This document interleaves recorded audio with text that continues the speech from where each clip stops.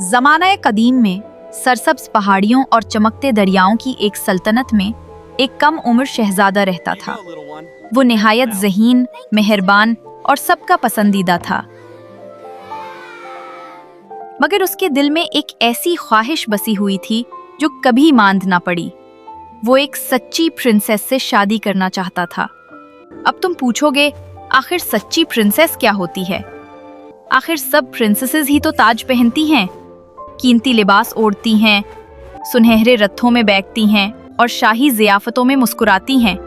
मगर नहीं, शहजादे की माँ क्वीन के मुताबिक एक सच्ची प्रिंसेस कुछ बहुत नायाब शय थी। मेरे बेटे, सच्ची प्रिंसेस का अंदाज़ा ताज या जवाहरात से नहीं लगाया जाता। उसकी असल अज़मत उसकी रूह में छुपी होती है, उसके अखलाक, सच्चाई और सबसे बढ़कर उसके एहसास में। शहजादा निहायत गौर से सुन रहा था। वो दौलत या शानो शौकत नहीं चाहता था, बल्कि एक ऐसी साथी का मुतमन्नी था जो रूह की गहराइयों से सच्ची हो। यूं उसने हौसला और उम्मीद के साथ एक तवील सफ़र पर निकलने की तैयारी की, इस सच्ची प्रिंसेस को तलाश करने के लिए। शहजादा दूर दूर तक गया। उसने उन समंदरों में सफ़र किया जो माए नीलम की तरह झिलमिलाते थे। वो उन पहाड़ों पर चढ़ा जहां हवा इतनी हल्की थी कि उकाब भी सांस लेने को तड़पते महसूस होते। वो उन बाजारों से गुजरा जो मसाले हों, रेशमी कपड़ों और मौसीकी की चमक से जगमगा रहे थे। हर सल्तनत में जहां भी वो गया, शहजादे की मुलाकात कई प्रिंसेसेस से हुई। सबसे पहले थी प्रिंसेस कायदा निल्गो जजीरों की। उसके पास इतने हीरे और मोती थे कि समंदर भी हसद करता। वो बिलाशुबा हसीन हुसैन थी। मगर जब शहजादे ने उससे अपने मुल्क के गरीब माही गिरों की बात छेड़ी तो वो थकन से अंगड़ाई लेकर बोली, बाकी बातें छोड़ो प्रिंस, पहले मुझे एक नया हार दिखाओ, ये पुराना लगने लगा है। फिर मिली प्रिंसेस सेलेस्टीन शिमाली वादियों की। उसके बाल चांदनी की तरह चमकते थे और आंखों में बर्फ का सा सुकूत था। वो शायरी, तलवारबाजी और साज में यकता थी।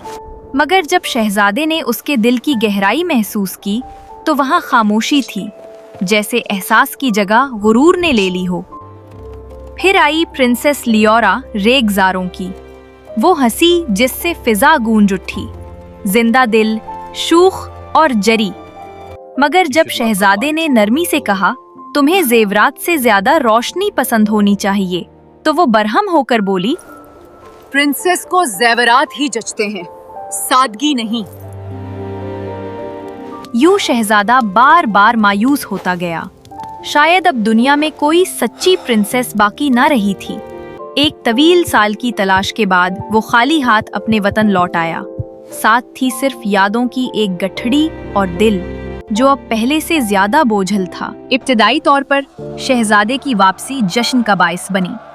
अवाम सड़कों पर उमड़ आए, बैनर लहराते, नारे लगाते, अपने महबूब मुसाफिर का खैर मकदम करते। मगर कुछ ही दिनों बाद जिंदगी अपनी मामूल की रफ्तार पर लौट आई। शहजादे ने खुद को मसरूफ रखने की कोशिश की। वो सिपाहियों के साथ मश्क करता, घोड़े पर सवार होकर देही मनाजिर में निकल जाता और शामों को शाही दरबार में मूसीकारों की धनी सुना करता। लेकिन तन्हाई के लम्हों में जब सब सो जाते, वो महल की खिड़की से अफक की समत तकता रहता और सोचता कि क्या वो कभी इस एक को पा सकेगा जिसे ढूंढने के लिए उसने दुनिया छान मारी थी। क्वीन अपने बेटे को माँ की तरह फिक्रमंदी से देखती। वो दानिशमंद औरत थी। अगरचे उसने शहजादे से कुछ ना कहा, मगर वो जानती थी कि उसके दिल में अब भी एक खला है, एक ऐसी ख्वाहिश जो पूरी नहीं हुई। यूं दिन बीतते गए, यहाँ तक कि एक तूफानी रात आ पहुंची।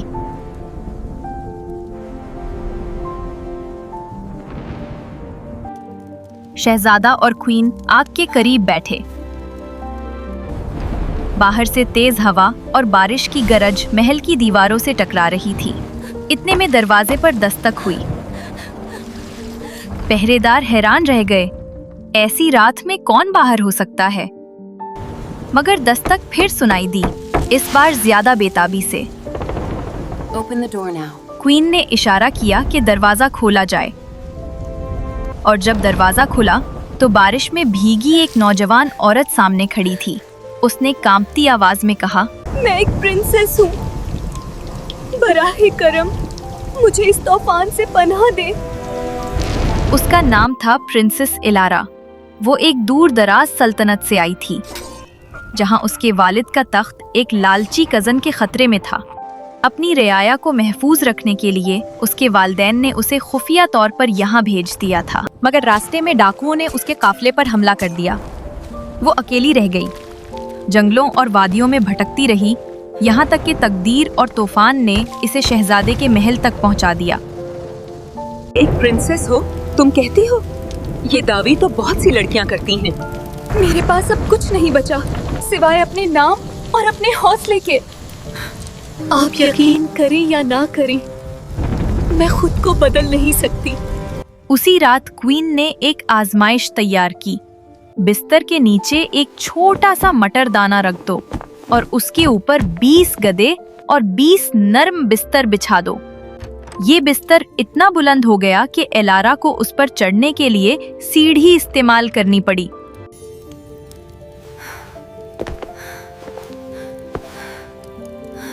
अच्छी नींद सो मेरी बच्ची। शुक्रिया। एलारा ने शुक्रिया अदा किया। वो इतनी थकी हुई थी कि लफ्ज भी कमजोर पड़ गए, लेकिन जैसे ही वो लेटी उसे महसूस हुआ कि कुछ सख्त चीज उसके पहलू में चब रही है। वो पूरी रात करवटें बदलती रही, आहें भरती, तकिए दुरुस्त करती, मगर तकलीफ बरकरार रही। सुबह हुई तो उसकी आंखों के गिर्द थकन के साए थे। कैसी नींद आई मेरी बच्ची? इंतहाई खराब।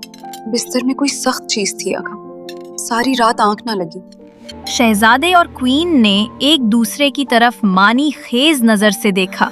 आजमाइश कामयाब हो चुकी थी, क्योंकि सिर्फ एक सच्ची प्रिंसेस जो एहसास, नजाकत और रूह की लताफत में नायाब हो ही 20 गद्दों और 20 नरम बिस्तरों के नीचे रखे मटरदाने को महसूस कर सकती थी। प्रिंस का दिल सिर्फ इस सबूत पर नहीं बल्कि इलारा की सच्चाई पर भी मचल उठा। उसने न हुरूर से बात की, न शिकायत से, बल्कि खामोश वकार के साथ सच कहा। प्रिंस ने उसकी आंखों में वो सब कुछ देखा जिसकी तलाश में वो दुनिया भर फिर चुका था। वही असल खजाने जो ना किसी सल्तनत में मिले, न किसी ताज में। वक्त गुजरता गया और प्रिंस और प्रिंसेस इलारा एक दूसरे से गहरी मोहब्बत में मुब्तला हो गए। वो बाहों में इकट्ठे चहलकदमी करते, आग के करीब बैठकर कहानियां सुनाते और हंसते रहते। क्वीन ने अपने बेटे को दुआ दी, फख्र के साथ कि उसने कोई आम प्रिंसेस नहीं बल्कि एक सच्ची प्रिंसेस पाई है। प्रिंसेस इलारा ने अपने वालिदैन को पैगाम भेजा। वो बेहद खुश हुए और अपनी दुआएं भेजें। इनकी शादी पूरे मुल्क में शानदार तरीके से मनाई गई। घंटियां बजी, साज गूंजे और उमरा से लेकर आम लोग तक सब ने खुशी में हिस्सा लिया। और वो मटरदाना जिसने एक सच्ची प्रिंसेस की पहचान बनाई, शाही खजाने में शीशे के संदूक में महफूज कर दिया गया। यूं प्रिंस और प्रिंसेस इलारा, जो किस्मत ने एक तूफानी रात में मिलाए थे, हमेशा खुशो खुर्रम जिंदगी बसर करने लगे।